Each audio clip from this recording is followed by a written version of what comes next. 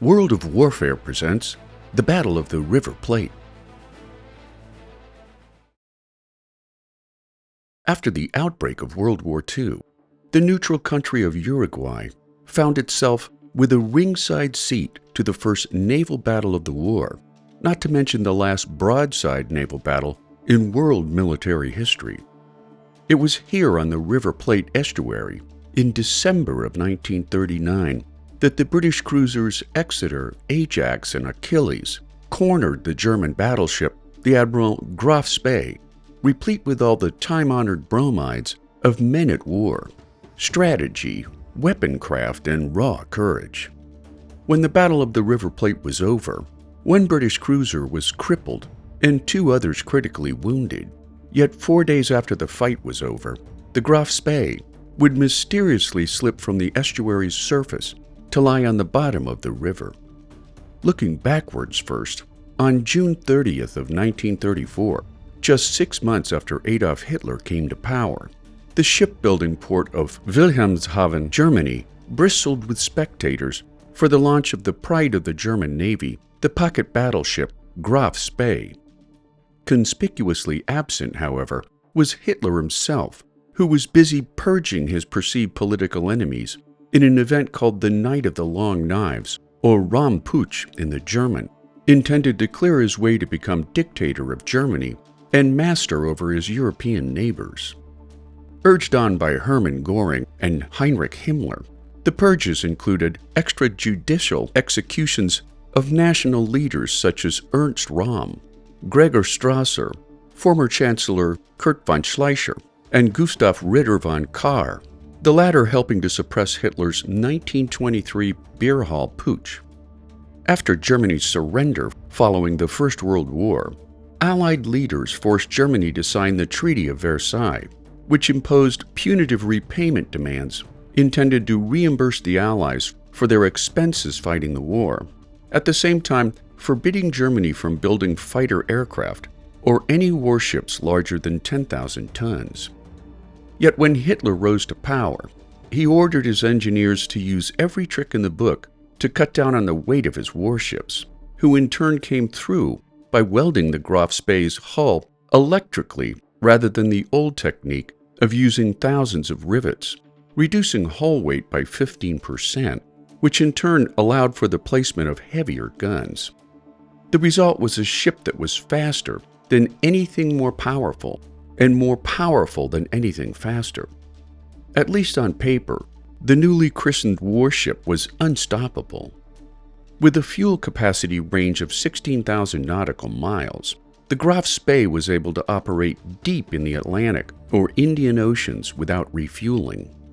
One of 3 commerce raiders built to sink merchant supply ships bound for Great Britain, in the days before German U-boats severely threatened Britain's ability to fight the Nazis, on August 21st, just 10 days before Hitler's invasion of Poland that sparked the Second World War, the Graf Spee slipped from her berth at Wilhelmshaven to embark on her first mission, sailing to the North Sea undetected by British patrol ships who lacked the advantage of radar of any kind. A month after war began, the Graf Spee claimed her first victim off the coast of Brazil, the British steamship Clement. The news stunned the head of the Royal Navy and Prime Minister Winston Churchill after more than 2 centuries of British naval dominance. The Graf Spee would go on to sink or capture 9 merchant ships before the December Battle of the River Plate, depriving the British of 50,000 tons of supplies. At the command of the Graf Spee was Captain Hans Langsdorff, who had once hoped to become a priest until he was nurtured in the German Navy by Vice Admiral Maximilian von Spee, hero of Germany's first naval victory in World War I. To an entire generation of Germans, von Spee embodied the Prussian military ideal, a warrior with a sense of honor who would go down with his ship at the Battle of the Falklands. 2 decades later, Langsdorff became captain of the new warship named after his mentor, the pocket battleship Graf Spee, who used the ship's Enigma cipher machine to read reports from German spies about the comings and goings of freighters from British ports. Langsdorff employed 3 covers to trick his enemy into submission, including a French flag, a deceptive profile, and an airplane mounted on the deck of the Graf Spee. Racing in at a top speed of 28 knots under the French flag, as the Graf Spee approached its prey, Langsdorff catapulted his plane into flight, threatening to machine gun the bridge if the ship's captain failed to stop engines without any attempts at sending out an SOS distress call. Once the ship's crew had been offloaded, the Graf Spee would then sink the ship with 250-pound shells from her 11-inch guns. Due to Langsdorff's chivalrous manner, all merchant crews were treated amazingly well before being transferred to the shadowing supply ship, the Altmark. In the case of the Clement, before the ship was sunk, the Clement's stock of rice and oil was rescued from the galley so that the Hindu crew could keep their own diet. And of his 9 merchant ships sunk or captured prior to the battle, Langsdorff never lost a single man, whether friend or foe. To catch the Graf Spee, the British and French set up 9 task forces made up of 25 warships, yet the Graf Spee evaded the Allies' efforts until Langsdorff sank his final merchant ship, the Taroa, who managed to radio an SOS call to another freighter before abandoning ship at Langsdorff's orders. The subsequent emergency calls from both freighters were received by the South Atlantic Squadron, led by Commodore Henry Harwood, who had been hunting the Graf Spee for 2 fruitless months. Knowing the ship's current location was one thing, but determining her next destination was a difficult guess at best. Would the Graf Spee hunt the shipping lanes off Rio de Janeiro, or the trade routes near the Falkland Islands, or the rich pickings of the River Plate Estuary? In a crapshoot decision, Harwood chose the River Plate, stationing the Exeter, the Achilles, and his own flagship, the Ajax, some 150 nautical miles from the River Plate Estuary. As fate would have it, Langsdorff received a message over his Enigma machine about a convoy departing to Uruguay, prompting him to change course for Montevideo for a fateful rendezvous with Harwood's warships. Shortly after sunrise on December 13th, Harwood's G-Force battle cruisers spotted a smudge of smoke on the horizon, prompting the Exeter to demand that the unknown ship identify itself. In response to the Exeter's radio call, the unknown ship changed course for the British task force, converging on each other at a mean speed of 40 miles an hour. At 6:14 hours, the guns of all 4 ships thundered to life at a range of 19,800 yards, as hundreds of pounds of steel-encased high explosives screamed through the air. No match for the Germans' guns, which boasted 2 tiers of weapons and 6 large 11-inch guns at the bow and stern, as well as 8 rapid-firing 5.9-inch guns at midship. Harwood divided the Graf Spee's attention by ordering the 8,400-ton heavy cruiser Exeter to attack from the south with their 6 8-inch guns, while the Ajax and Achilles, with 8 6-inch guns each, pressed the Germans from the northeast in a classic pincer maneuver, at the same time ensuring that no British ships would be caught in the crossfire. Rounds from the Graf Spee's 11-inch guns weighed 250 pounds, which hurled a steel-capped bullet traveling 2,000 miles an hour. Each shell was airborne for almost a minute, which required the Germans to use an optical rangefinder to estimate where a moving target would be when the shell arrived, potentially delivering over 50 pounds of cordite explosive into an enemy ship. After the rangefinder measured the target's distance, direction, and speed, the data was entered into a mechanical calculator, which calculated where a target would be a minute after the round was fired. The first rounds from the Graf Spee's 11-inch guns hammered the Exeter, knocking out the ship's communications systems while leaving gaping holes in her deck and hull.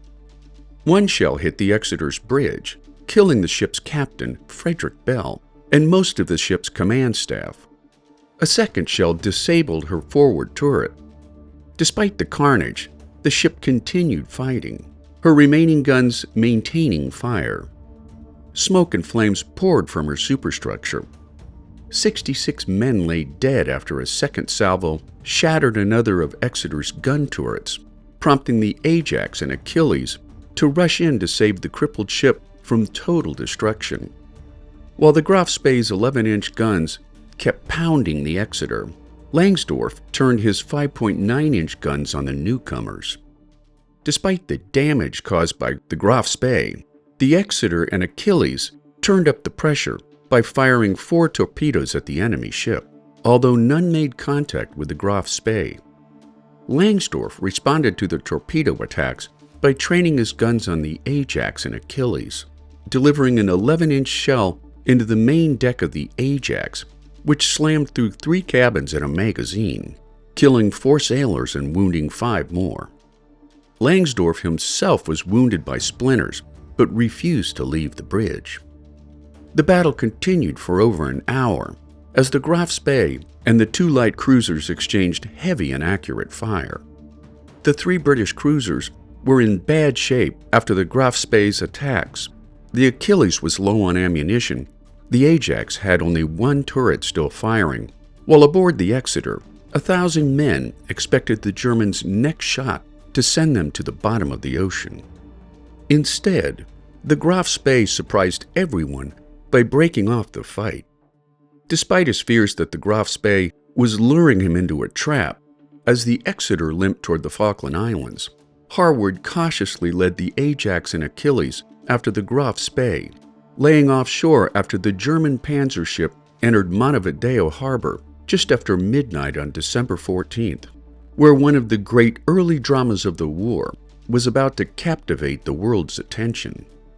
Splitting up to patrol the channels of the 120-mile River Plate Estuary, the men of the Ajax and Achilles charged on without sleep, while both ships were now low on fuel and ammunition.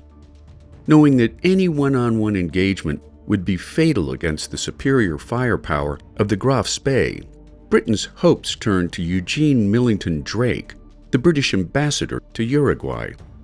Descended from one of the greatest sailors of all times, Sir Francis Drake, Millington Drake devised a plan based on international law, which said that no belligerent warship could follow a freighter who left from a neutral harbor for 24 hours after departure. To keep the Graf Spee in port, Drake made sure that a British freighter left port every 24 hours until he ran out of freighters before reinforcements could arrive. Drake also pressed Uruguayan officials about an international law put in place at the Hague Convention of 1907, which stated that a damaged warship could only remain in a neutral port for 72 hours for repairs deemed essential to seaworthiness. With only 1 British warship in range to reinforce the Ajax and Achilles, the Royal Navy resorted to bluffing, announcing on the BBC that a fleet of British warships had already approached the River Plate. As the news of the Graf Spee's presence in a neutral port made headlines around the world, reporters flocked to Uruguay to cover the story, along with thousands of Uruguayans who lined every inch of the shoreline for a front-row seat to the drama. Another widely covered story was Langsdorff's December 15th funeral for 37 sailors killed in the battle, captivating the attention of millions as reporters provided minute-by-minute updates of the unfolding war story. Even Berlin took notice when every German at the funeral gave the Heil Hitler salute except Langsdorff himself, who instead gave the old Imperial Navy salute. As more and more reporters photographed the Graf Spee up close, the mystery of why she had suddenly broken off the fight could now be understood. Desperate to reduce the final weight of the ship, Graf Spee's builders had reduced the thickness of her armor plating, which meant that the 18 shells that had struck the ship during the battle opened holes in her deck and hull, including a 4-foot-wide hole at the waterline.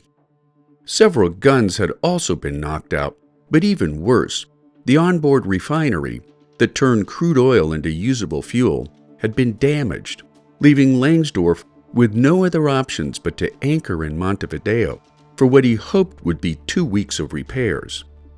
Armed with the new information about the Graf Spee's condition, Millington Drake put pressure on Uruguayan officials to expel the German warship immediately, who in turn ordered the warship to leave at once or be seized by Uruguay. Knowing that his ship would most likely fall into British hands if his ship was seized, on the evening of December 17th, as tens of thousands looked on, at 18:15 hours, two Argentine tugs pulled aside the Graf Spee upon Langsdorff's orders, quietly offloading most of the ship's 1,000-man crew to the German merchant ship Tacoma. Once the warship left the port and sailed 3 miles out into the estuary, the remaining crewmen abandoned ship after fulfilling Langsdorff's orders to rig demolition charges in the magazines, engine rooms, and gun turrets. At 20:54 hours, two wires on the hands of a shipboard clock touched each other, detonating the charges that exploded the superstructure and set the ship on fire, sending a dark column of smoke towering up into the twilight sky. The once proud ship burned for 2 days before settling in the shallow mud of the estuary, her hull half submerged beneath the surface. After Langsdorff and his crew were interned in hotel rooms in Buenos Aires, on December 19th, Langsdorff composed letters to his family and the German ambassador, writing that, after a long struggle, I reached a great decision to scuttle the pocket battleship Graf Spee in order to prevent her from falling into enemy hands. I am convinced under the circumstances that no alternatives were open to me once I had taken my ship into the trap of Montevideo, for with the little ammunition I had remaining, any attempt to fight my way back to open and deep water was bound to fail. After dispatching his letter, Langsdorff wrapped himself in an Imperial German naval ensign before laying down on the floor and ending his life with a pistol shot to his brain.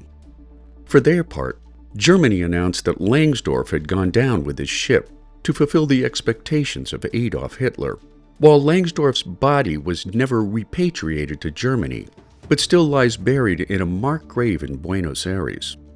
The loss of the Admiral Graf Spee deprived Germany of one of its most effective commerce raiders early in the war, reducing the threat to Allied merchant shipping in the South Atlantic, while boosting British morale at a time when Allied forces were suffering a string of reverses elsewhere. Equally important was the psychological and diplomatic triumph achieved through propaganda and misinformation, exploiting both international law, a hungry media, and rampant rumors to trap an enemy warship without the need for further battle. After the Exeter was patched up and brought home on Churchill's orders, the ship was hailed as a symbol of triumph over impossible odds, just as the island nation stood alone against the Nazis, testing the limits of Britain's collective courage a little more than 6 months later, when the Luftwaffe engaged the British in the infamous Battle of Britain.